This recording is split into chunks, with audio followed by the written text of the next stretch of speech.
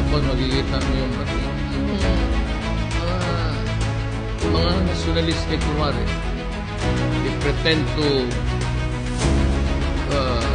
impose on the people a set of values and principles. Hindi naman nila ginagamit. They do not practice it, they do not adopt it, they are just mouthing it, but they are kasali doon.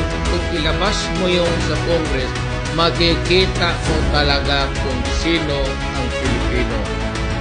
Malaman mo na walang Pilipino dyan. Ayaw ko kung ano tribo nila.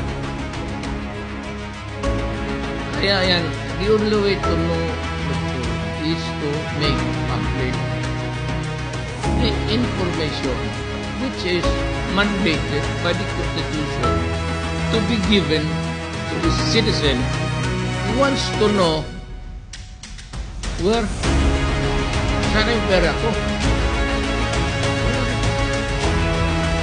Kaya kung hindi ko alam na huwag na tayo magbayad ng tax. Ako, I suggest, kung hindi ibigay yan, you follow me, I will not payment. Wala naman ako nito. Hindi kayo magbayad. Palamin mo muna kung saan mo ginastos yung pera ko at magbayad ko. Pero kung bulahin mo lang ako year in, year out, hindi ko alam kung ano talaga ang nangyari sa pera natin. Hindi ako magbayad ng hindi naman tayo mag-revolution. I will just tell the people, do not pay your taxes until Congress makes it public. Masama dyan. I will tell the Filipino, huwag na kayo mag-file ng taxes. Sabihin mo muna sa Congress, magbayad kami ng taxes, make it public kung saan ang pera namin. At magkano ang nakukuha ninyo. It's not a threat. It's a legal demand.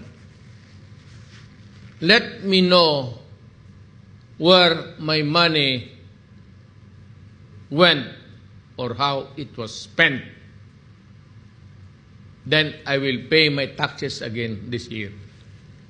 Without informing me kung ninanakaw ba ninyo o short change kami o baka ang binigay naming peso, ginawa lang ninyo 50 ang ginastos ninyo, yung 50 kinurakot ninyo, kalukuhan yan.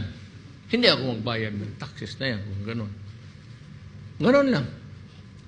Huwag kayong magbayad ng taxes. Sabihin mo lang sa BIR, pati yung hayaan mo ang korte mag-idemanda tayo lahat. Kung ilang milyon tayo hindi magbayad, baski ba 50 million Filipinos hindi magbayad ng taxes, hindi na kaya ng korte yan, hindi kaya ng prosecutor yan, i-prosecute kayo. For what? And besides, it's a give and take. It's a legal demand. It is not an unlawful demand. I-publish silang ninyo, open the books so that we will know.